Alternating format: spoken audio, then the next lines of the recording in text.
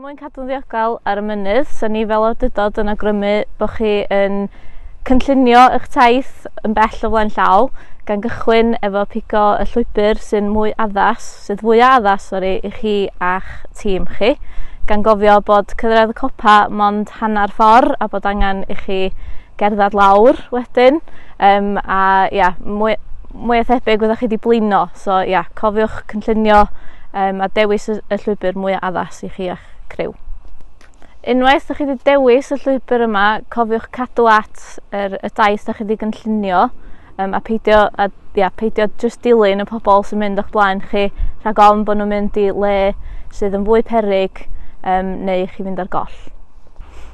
Ar ran offer, sa'n ni'n awgrymu bod chi'n gwisgo sgidiau cadarn wedi gwisgo fewn yn lle bod chi'n cael blisters a rhai sydd yn amddiffyn eich ffer chi rhag troi. Sa'n ni'n awgrymu bod chi'n mynd â digon o layers, mae'r tywydd ar y copa o leia 10 gradd yn is na mae o wrth droed y Wyddfa. Felly digon o layers, cot addas ar gyfer y tywydd, os mae'n bwrw glaw yn amlwg isio cot law.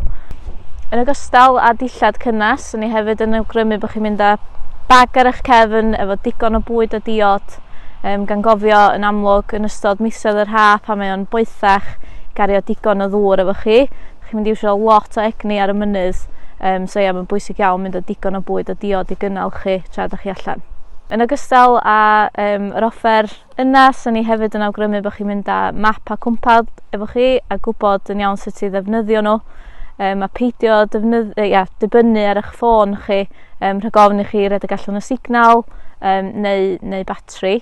Offer arall sa'n ni'n awgrymu hefyd ydy pethau fatha torch a chwiban, rhag ofn bod chi'n aros allan yn hirach na chi wedi ddisgwyl neu bod chi'n ffeindio'ch hun mewn argyfwng.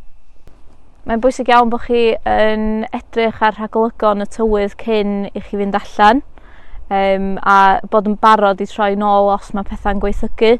Mae gwyntoedd cry yn gallu fod yn ofnadwy o beryg a hefyd niwl yn dod lawr. Mae'r tywydd yn gallu newid yn sydyn ofnadwy ar y mynydd. Peidiwch â bod ofn troi nôl. Mae'r mynydd yn mynd i fod yna eto, peidiwch â risgio fo. Lles yr amgylchedd, yr adar sydd yn nythu a'r da byw sy'n pori ar y tir o amgylch y llwybra, mae'n bwysig iawn bod chi'n cadw'ch cŵn o dan reolaeth cyson. A cofiwch ddeud wrth person dibyniadwy lle ydych chi'n mynd a faint gloch i ddisgwyl chi nôl, a cofiwch ddeutha nhw bod chi nôl ar y diwedd hefyd.